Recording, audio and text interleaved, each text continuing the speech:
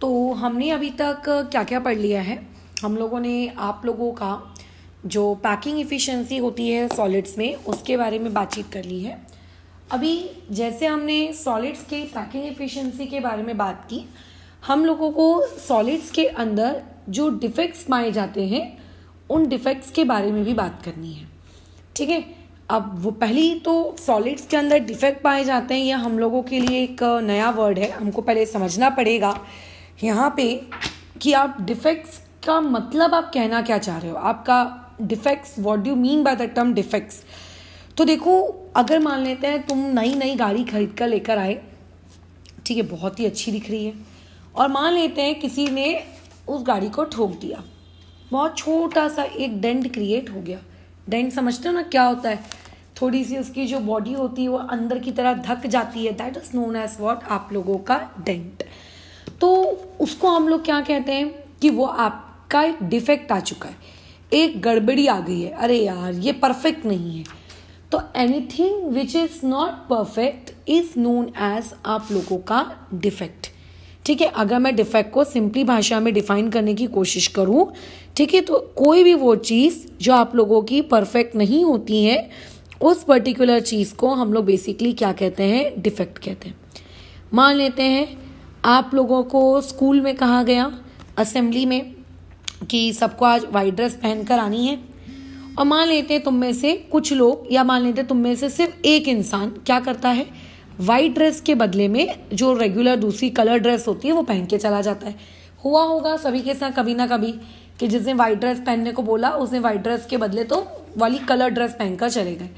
तो सोचो असेंबली में सब खड़े हुए हैं, कौन से ड्रेस के साथ, आपकी वाइट ड्रेस के साथ, और तुम इकलौते नमूने हो जो क्या है, उस पर्टिकुलर वाइट ड्रेस में नहीं है। तो बस इसी चीज़ को हम लोग क्या कहेंगे, डिफेक्ट कहेंगे। तो अगर कभी भी कोई भी चीज़ डिसिप्लिन्ड मैनर में रहती है ना, और डिसिप्लिन मैनर में परफेक्शन होता है, 100% परफेक्ट होती है, और मान लेते किसी भी रीजंस की वजह से अगर उसका वो परफेक्शन क्या हो जाए, गड़बड़ा जाए, तो उसको बेसिकली हम लोग क्या कहते हैं, डिफेक्ट कहते हैं। ठीक है, लेकिन मैं तुम्हें बता दूं कि रियलिटी में जैसे हम बोलते हैं ना कि दुनिया में कोई भी परफेक्ट नहीं होता है, सिमिलरली आपके पास जितने भी क्रिस्टल्स होते हैं वो हमेशा 100% परफेक्ट रहेंगे, ऐसा नहीं होता। ठीक है, real crystals are never perfect. ठीक है, रियल क्रिस्टल्स जो होते हैं वो आप लोगों के कभी भी परफेक्ट होते ही नहीं है। ये सिर्फ और सिर्फ एक कल्पना है, ठीक है, कि डिफेक्ट इनके अंदर होगा ही नहीं। रियलिटी में तुम्हारी गाड़ी जिस मेटल से बनी है, तुम्हें वो कोई डिफेक्ट उसमें दिख नहीं रहा है, बाहर से कोई डेंट तुम्हें नहीं दिख रहा है, बट उस मेटल के अंदर एटम्स का अरेंजमेंट होगा, या फिर लेट से कोई दूसरे कंस्टिट्यूएंट पार्टिकल का अरेंजमेंट होगा।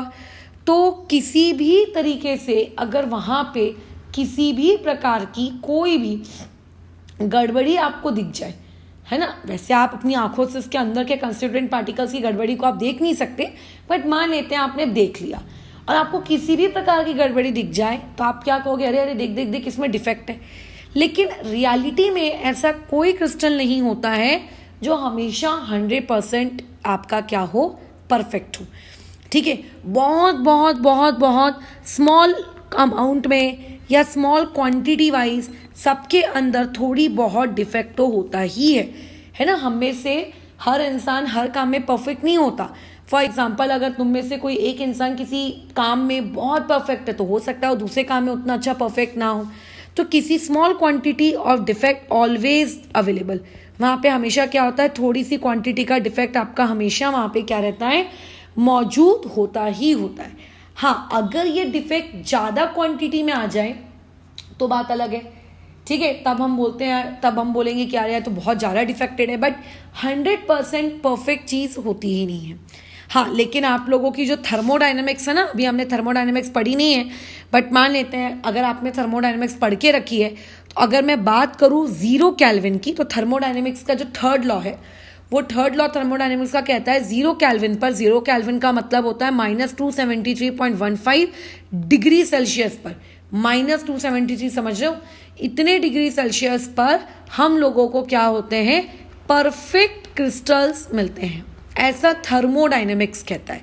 मैं नहीं कहती हूँ, ठीक है। रियलिटी में कभी भी आप लोगों को परफेक्ट क्रिस्टल्स नहीं मिलते, लेकिन थर्मोडायनेमिक्स कहता है कि 0 केल्विन पे मिलते हैं।